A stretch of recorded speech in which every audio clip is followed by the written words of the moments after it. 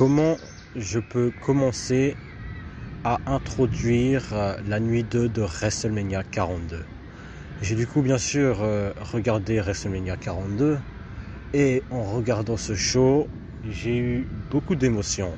Premièrement, de la haine, deuxièmement, de l'ennui et troisièmement et principalement de la peine. Et je vais bien sûr développer tout ça point par point. Donc du coup le show ouvre avec John Cena qui est bien sûr le host de WrestleMania. Et à ce point-là, c'est même plus John Cena, là c'est juste un corporate chill en fait. Le gars il vient avec un costard et il commence à parler d'à quel point WrestleMania nuit 1 est excellent et que le public il est en feu, alors que c'est totalement faux en fait, le public ne réagit à peine à ce qu'il dit, donc voilà quoi. Et du coup il ouvre WrestleMania 42 avec de nouveaux graphiques bleus, bref. Et le premier match qui ouvre la nuit, c'est Brock Lesnar contre Obafemi. Et ce match m'a énervé, parce que c'était littéralement un squash de Brock Lesnar. Bon, c'était pas littéralement un squash, dans le sens où c'était Goldberg-Brock Lesnar à Survivor Series 2016, mais c'était un squash, dans le sens où Brock Lesnar a eu à peine des offenses sur Obafemi. Et genre, ils ont présenté Obafemi comme si c'était la réincarnation de Hulk Hogan, en fait. Genre, Brock Lesnar, dans le match qu'il a eu contre Omos, qui était visuellement beaucoup plus imposant que Brock Lesnar, mais Brock Lesnar, il l'a battu clean, en fait. Alors que Brock Lesnar, comparé à Obafemi, même là maintenant, Brock Lesnar a juste l'air de l'humain supérieur, en fait. C'est juste un fait, en fait. Obafemi, je pense juste pas que c'est la personne à remplacer Brock Lesnar. Ce n'est juste pas le gars, en fait. Je pense pas que c'est, encore une fois, un mauvais catcheur, mais il n'est clairement pas au niveau de remplacer Brock Lesnar. Parce que l'idée, par la suite, à la fin du match, c'est que Brock Lesnar, il a enlevé ses bottes, il a enlevé ses gants, pour dire à peu près que il a mis fin à sa carrière et qu'il passe la torche à Obafemi. Mais c'est juste une version inférieure de Brock Lesnar, hein, pour être honnête. Genre, dans le match, Obafemi il a reçu un F5 et il l'a pas vendu du tout, en fait. Et il a juste suffi d'un finisher sur Brock Lesnar pour le battre. C'est juste absurde. Le cher ami Vladimir Kennedy m'avait dit d'ailleurs que ça aurait été une meilleure idée d'avoir Obafemi mettre fin à la carrière de John Cena que Gunther. Et je suis d'accord. Obafemi aurait été un meilleur choix que Gunther. Mais Gunther était le pire choix de tous les temps en fait. C'était littéralement le pire choix possible. Donc tous les autres choix paraissaient comme une meilleure option en fait. Et c'est pas parce que c'est une meilleure option que pour autant c'est une meilleure décision quoi. À mon propre avis, il n'y avait personne dans le roster qui était valide pour mettre fin à la carrière de John Cena, mais bref, c'est mon propre opinion. Hein. Je pense largement que Obafemi est surhypé, hein, parce que simplement parce que le roster est totalement merdique, ne veut pas dire que si t'as Obafemi dans ce roster merdique, c'est de l'excellence en fait. C'est un catcheur bon pour les standards actuels, mais qui serait merdique si on avait de plus hauts standards, quoi. Si tu le mets en 2008, mais le gars c'est juste un autre Mike Knox en fait. Et pire, si tu le mets dans la ruthless agression, le gars il serait inférieur à Luther Reigns, Snitsky, Matt Morgan, tous ces catcheurs qui sont beaucoup plus massifs, beaucoup plus imposants, en meilleure shape que Obafemi, et qui n'ont même pas été des mid-carders à la ruthless agression, donc voilà quoi. Si Obafemi est le meilleur catcheur que la WWE peut nous présenter pour le futur, mais le futur il est très sombre, hein. Je ne vais pas le mentir. Hein. Donc je pense que la meilleure solution, ce n'est pas de mettre en avant Obafemi comme si c'était le nouveau Brock Lesnar. Hein. Ce n'est juste pas le cas, où il n'est pas encore développé pour être ce nouveau Brock Lesnar. Et essayer de mentir à l'audience pour donner cette impression, ça ne va juste pas marcher sur le long terme. Hein. Je ne pense pas en tout cas. Il faut essayer de ramener des gens d'NXT et les amener dans le main roster en masse. Et voir si ça passe ou ça casse. Comme dans le reboot de la ECW en 2001. Mais bon là, leur stratégie c'est de ramener 2-3 gars d'NXT, les présenter comme le futur du business et croiser les doigts que ça marche. Mais le négatif en fait c'est que tu limites ton roster, tu perds du temps et aussi si tu as vraiment le futur du business entre les mains en fait, mais tu n'auras rien de quoi vraiment l'établir en fait parce que tu as déjà perdu ton temps avec Obafemi qui n'a mené à rien et tu as perdu ton temps avec Gunther qui n'a mené à rien. Donc voilà quoi. Mais bref, j'espère bien sûr pour Obafemi qu'il va être une star, mais c'est clairement pas le cas. Ce match ne l'a pas établi comme une star. Hein. Là, il va avoir une carrière en mode Gunther, où il va peut-être devenir champion du monde poids lourd, mais ça ne va pas l'établir en tant que méga star. Hein. Donc le match qui suit, c'est le Six Pack Challenge à l'échelle pour le championnat intercontinental, avec Penta qui défend le championnat face à Jivon Evans, Rey Mysterio, Rusev, JD McDonald et Dragon Lee. Penta d'ailleurs était le seul à avoir une entrée élaborée en mode Mortal Kombat. Bref, je pense que c'était un sponsor. Parce que JD McDonald et, si je me trompe pas, Dragon Lee ou Rousseff n'avaient juste pas eu d'entrée du tout. Et après, le reste, ils avaient juste eu des entrées régulières. Donc voilà quoi. Ça a donné un peu la couleur du match. Hein. Le match, c'était bien sûr un spot fest, hein, comme tu peux le voir dans tous les matchs à l'échelle, avec plusieurs personnes. Hein. Il y a eu plein de bumps.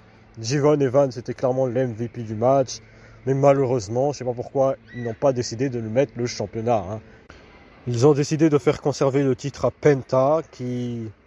Ok, mais ça va mener à rien, pour être honnête. Hein. Penta, c'est un champion oubliable. Hein. C'est littéralement un champion qu'on va pas retenir dans le lineage du championnat intercontinental. Si je le donne à Javon Evans, ça va être mémorable rien que du fait que Javon Evans est le plus jeune champion en titre de ce titre. Donc voilà quoi. En plus, Javon Evans, il a fait plein de bumps insane dans ce match. Dans le sens où genre il a fait un cutter sur Rousseff, hein, le même cutter qu'il avait fait à Raw. Mais là, il l'a fait de la troisième corde avec Rousseff qui est sur l'échelle. Et du coup, il l'a intercepté avec son OG cutter. Bon, ça avait l'air un peu bizarre vu que Rousseff, en fait, il est juste tombé de l'échelle, en fait, pour prendre le cutter. Donc ça avait l'air un petit peu réaliste. Donc voilà quoi. Mais voilà, Penta, il a aussi fait un Mexican Destroyer du haut de l'échelle sur une autre échelle. Sur, je sais plus c'était qui. Je pense que c'était Rousseff. Non, c'était pas Rousseff, je pense que c'était JD McDonald, bref. Il y a aussi Dragon Lee qui a fait un Spanish Fly du haut de l'échelle sur JD McDonald. Et il y avait aussi ce bump de Rey Mysterio qui était juste insane, hein, dans le sens où genre le gars il fait ça à 50 ans, où genre en fait assisté avec Penta, Rey Mysterio s'est fait soulever par Penta pour faire un planchade sur Rousseff directement à travers une échelle à l'extérieur du ring. Ça c'était assez insane. Hein. Et du coup Penta conserve le titre. Et voilà, hein. Ça m'a un peu énervé, mais bon, voilà, du coup, c'est à peu près tout pour ce match. Du coup, le match qui suit, c'est Trick Williams contre Sami Zayn pour le championnat US. Sami Zayn, il fait son entrée, il se fait huer. Trick Williams, il fait son entrée. Et genre, le gars, il a du PQ accroché sur sa veste et il dévale la rampe. Je sais pas si l'idée était que ce soit cool de faire ça, mais c'était littéralement cringe, hein. Mais bref. D'ailleurs, Trick Williams... La réaction, elle est mitigée dans le sens où, genre, il n'y a pas vraiment beaucoup de réactions. Genre, il y a des gens qui scandent whoop that trick au début, puis après, ils s'affaissent de le dire, en fait. Donc, voilà, quoi. Hein. Il y avait Lil Yachty aussi qui avait essayé de faire comme Booker T, mais il n'a pas le charisme pour faire comme Booker T, hein, donc non. N'essaye pas de faire whoop that trick et essayer de faire des bruits en même temps. Donc, ça n'a juste pas marché. Il a arrêté directement au bout de la seconde fois où il l'a fait, donc voilà, quoi. Et du coup, le match, il était éclaté, mais on s'en fout. On s'en fout, pour être honnête, vu que Trick Williams a gagné le match et a battu Sami Zayn. Hein.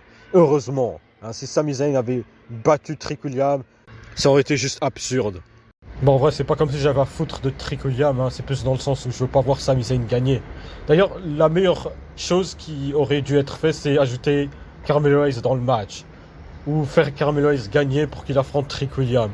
Mais bref, c'est pas ce qui s'est passé. Et on a eu un match éclaté. Parce que le match, en fait, je dis qu'il est éclaté parce que la philosophie du match, c'était que Sami Zayn était Goliath et Trick Williams était David. Ce qui est juste totalement attardé, en fait. Tu compares Trick Williams et Sami Zayn. Trick Williams est littéralement juste un humain supérieur, en fait. C'est juste absurde, en fait. Il n'y a aucun monde où tu fais croire au public que Sami Zayn peut avoir une offense face à Trick Williams, en fait. Trick Williams ressemble à quelqu'un qui pourrait tabasser Sami Zayn en genre 10 secondes, en fait. C'est juste totalement attardé, mais bref. Sami Zayn, dans l'idée, c'est le gars qui est à abattre parce qu'il a main eventé WrestleMania nuit 1, hein, on précise. Hein. Sami Zayn n'est pas un vrai WrestleMania main eventer, hein. Et espérant qu'il ne le soit jamais, hein. Trick Williams qui a besoin d'intervention pour battre Sami Zayn, c'est juste attardé, en fait. C'est totalement stupide, mais voilà. Bon, Trick Williams, il a gagné le match. Et c'était à peu près tout ce que j'avais à dire. Du coup, le match qui suit, c'est le Street Fight entre Dominic Mysterio et Finn Balor Demon King. Pour être honnête, j'ai même pas regardé le match et skip. C'était juste un match prédictable. Hein. Finn Balor Demon King allait bien sûr gagner le match. Hein. Ça s'est terminé de ce que j'ai compris avec Finn Balor qui fait un coup de grâce sur Dominic Mysterio à travers une table. Voilà, qu'est-ce que tu veux que je dise de plus? Le match d'après, c'est Rhea Ripley contre Jade Cargill pour le championnat féminin de SmackDown. Ce match était pas trop horrible, mais pas ouf. Qui a été bien sûr gagné par Rhea Hogan, hein, qui redevient championne pour la 1000e fois. Hein. Et c'est un point où c'est chiant en fait, parce que la meuf fait que gagner des titres en fait. C'est juste son personnage en fait, juste gagner des titres. Rien d'autre. Juste, elle va dans le ring, affronte quelqu'un pour son championnat, puis gagne le championnat. C'est à chaque fois la même chose en fait. Ils ont essayé de faire quelque chose de différent avec cette équipe, avec Io Sky, qui a été une des plus grosses catastrophes que j'ai jamais vues de ma vie. Mais voilà quoi, j'aurais ne sais juste pas faire autre chose que ça en fait. Le booking est la seule chose qui rend pertinent cette meuf. Hein. Sinon, il n'y a rien d'autre qu'elle sait faire pour donner envie les gens d'en avoir à foutre d'elle en fait. Genre, ce n'est pas une Chelsea Green qui peut se rendre pertinent, peu importe la manière dont tu la bookes en fait. Elle n'a juste pas ce talent en fait. C'est simple. Il y a des gens qui sont juste bons si tu les bookes correctement, mais si tu les bookes comme de la merde, ça devient juste des autres gars dans le roster. C'est d'ailleurs exactement la même chose pour Jade Cargill. Hein. Laisse-moi penser à qui d'autre, c'est aussi la même chose. Roman Reigns, c'est exactement ça en fait. Si tu le bookes comme de la merde, ben, le gars ce sera de la merde tout simplement. Si tu le bookes excellemment, ben, le gars il sera excellent. Parce que si Roman Reigns n'avait jamais eu le push de malade qu'il avait eu en 2015, le gars ce serait littéralement un catcheur au niveau de test. Hein. Et ça c'est pour être généreux. Donc faut de bons bookers pour booker des gens qui donnent que de l'intérêt par leur booking en fait. Et là Rhea Ripley ne donne aucun intérêt parce que tu as des bookers merdiques comme Triple H qui arrêtent pas d'enfoncer Rhea Ripley dans la gorge des gens. Et en plus il y a eu une intervention de Io Sky, vu que juste avant il y avait une intervention de Michin et B-Fab qui sont les laquais de Jade Cargill hein, à ce point-là. Et en fait c'était totalement attardé en fait parce qu'elle est venue toute seule en fait pour se débarrasser de Michin et B-Fab à elle seule, alors que la meuf, elle fait genre 50 kilos, 1m50. Genre, c'est juste absurde, en fait. C'est totalement absurde. Ça avait l'air gaulerie, en fait. La manière dont elle s'est débarrassée des deux. Et puis après, ça a permis à Jade Cargill d'être distrait, être pris dans la position du Rip Time par Rhea Ripley. Elle va contrer pour essayer de faire son finisher à elle. Et Rhea Ripley va encore contrer pour cette fois-ci faire le Rip Time et battre Jade Cargill et devenir championne féminine de SmackDown. J'en ai pas vraiment à foutre. Hein. Elle va célébrer avec Io Sky. Et cette rivalité, j'imagine, va se terminer avec l'une des deux qui trahit l'autre. J'en ai rien à faire. J'en ai rien à faire à ce point-là. Hein. Donc bref. Il y a par la suite, du coup, John Cena qui vient dans le ring pour parler des tickets qui ont été vendus pour WrestleMania et du fait qu'il y avait 50 000 personnes dans l'arène. C'était 55 255 fans dans le stade pour la nuit 2. Et du coup, combiné, ça fait 106 072 personnes pour les deux nuits. Et c'est un record. Ouais, apparemment un record. Et du coup, John Cena va se faire interrompre par The Miz et Kit Wilson. Kit Wilson, il est littéralement juste placé en tant que laquais de The Miz. Hein. Le gars, il avait le micro, il a juste dit « You are toxic » dans l'entièreté du segment, en fait. C'est juste extrêmement absurde. Mais bref, au moins, il a eu un spot... à WrestleMania, hein. Ils auraient juste pu ne pas le faire apparaître du tout. Et du coup, c'est un spot comédie à la con avec Dan Housen qui vient, avec plein de nains, avec de la peinture sur le visage comme Dan Housen. Et du coup, en fait, Dan Housen, il serre la main à John Cena. John Cena, il agit comme s'il était excité de voir Dan Housen. Bref, c'était un peu absurde. John Cena, à ce point-là, c'est juste un corporate chill, hein, je vous le dis clairement. Hein. D'ailleurs, j'oublie toujours pas l'idée de Vladimir Kennedy de faire une vidéo à propos de ça. Hein. J'oublie pas. The OG n'oublie jamais. Hein. Du coup, ça va mener à The Miz qui s'énerve sur tous les nains qu'il y a sur le ring. Et il y aura Kit Wilson qui va attaquer un des nains. Et ça va mener à un des nains qui donne un coup de poing sur les rognaises de Kit Wilson. Et puis tous les autres nains vont commencer à attaquer Kit Wilson. Il y a le Miz qui va essayer d'intervenir pour se débarrasser de tous les nains. Et du coup, Dan Housen va en profiter pour donner un coup sur les rognaises de The Miz à son tour. Et puis après, il va faire le You Can See Me de John Cena. Et c'est à peu près la fin du segment. Waouh, ça m'a un peu fatigué, mais bref. Du coup, c'est déjà le main event, vu que j'ai l'impression que dans la nuit 2, il n'y a que 6 matchs. Donc du coup, c'est Roman Reigns contre CM Punk. Le match, il était pas mauvais, il était même bon, je vais même le dire. Il a fait sa qualité de main event de pay-per-view, de qualité payback. Et pour moi, c'est pas un main event de WrestleMania, hein, ma propre opinion. Hein. Mais bref, c'était bon pour ce que c'était. Hein. Si on s'affaisse à des standards extrêmement bas, c'était bon pour ce que c'était. Roman Reigns, c'est du coup le premier à faire son entrée. Et du coup, son entrée est orchestrée par des gens qui font de la basse et une meuf qui chante l'entrée de Roman Reigns. Ce qui est assez une bonne touche. Parce que ça aide à faire paraître Roman Reigns comme une plus grosse star qu'il l'est déjà. Et du coup, par la suite, c'est l'entrée de CM Punk qui est un peu similaire, un peu en première partie à celle qu'il avait eue à AEW pour le match qu'il avait eu contre MJF, si je ne me trompe pas. C'était AEW Révolution, je pense. Et c'était avec un montage de sa carrière un peu, quand il passait des indies, puis après il est venu à la WWE, puis après il est revenu à la WWE, bref. Et quand il a fait son arrivée dans le stade, ben, ça a lancé la musique actuelle de CM Punk. Je pense qu'il avait aussi dit It's Club Ring Time. Bref, c'est ce qu'il disait avant, donc ok. Mais du coup, le match, il n'y avait pas d'overbooking, il n'y avait pas de bullshit comme on a eu dans le match pour Cody Rhodes et Randy Orton, où ça faisait presque aucun sens. Et du coup, dans ce match, il y a eu des spots assez intéressants où, par exemple, CM Punk il a fait une elbow drop du haut du ring jusqu'à la table des annonceurs sur Roman Reigns.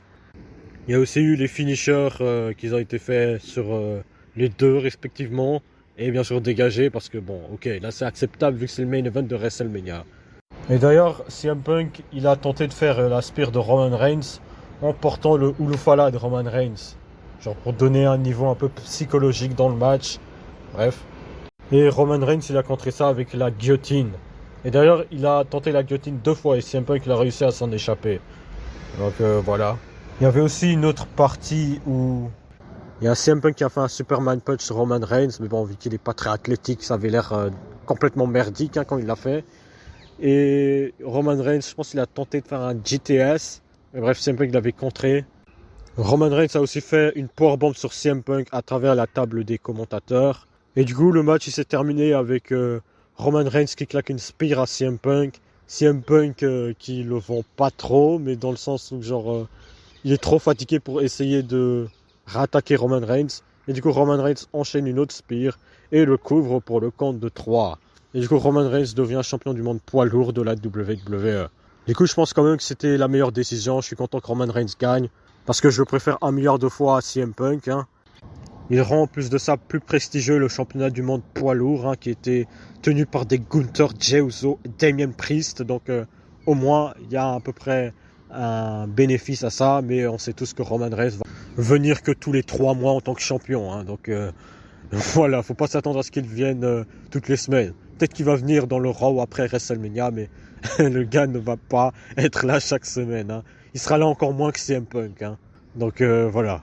Donc ce WrestleMania 42 nuit 2 était totalement éclaté avec un main event qui était à peu près décent. Mais quand tu prends en compte l'entièreté du show, pour moi ce show était merdique. Il était clairement merdique.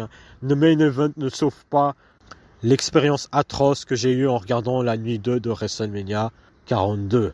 Mais bref, c'est à peu près tout ce que j'avais à dire pour ce show. Ce show... si je donne la nuit 2 une note, j'avais noté combien encore nuit 1 3 sur 10. 3 sur 10. Donc j'ai noté nuit 1 3 sur 10. Ok, on inverse les notes. Nuit 1 c'est 2 sur 10 et ce WrestleMania c'est 3 sur 10. Parce que ouais, ok, WrestleMania nuit 2 c'était merdique, on va le dire comme ça l'est. Parce que dans cette nuit 2 il y a Brock Lesnar qui met apparemment fin à sa carrière face à putain de Obafemi. Je ne suis toujours pas ravi d'entendre ça. Il y a Rhea Ripley qui devient championne pour la 1 000e fois et rien de nouveau. Il y a quoi d'autre putain, ce WrestleMania il est tellement ennuyant que j'arrive même plus à me rappeler de la moindre chose déjà. Donc il y a Devon Evans qui gagne pas le championnat intercontinental. Donc ouais, il y a plein de choses qui sont assez chiants quand on retient l'entièreté de ce WrestleMania.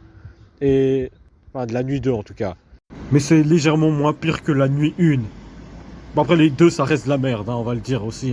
Si je globe l'entièreté des 2 nuits de ce WrestleMania, mais du coup ça nous donne une note de 2,5. Donc c'est à peu près un WrestleMania qui est vraiment pas bon. C'est vraiment pas un bon WrestleMania. Il y avait genre que 6 matchs pour la nuit 2. Genre c'est moins que des pay-per-view exclusifs pour une brand de Raw ou de SmackDown en fait. Genre c'est juste absurde d'avoir ça pour un WrestleMania.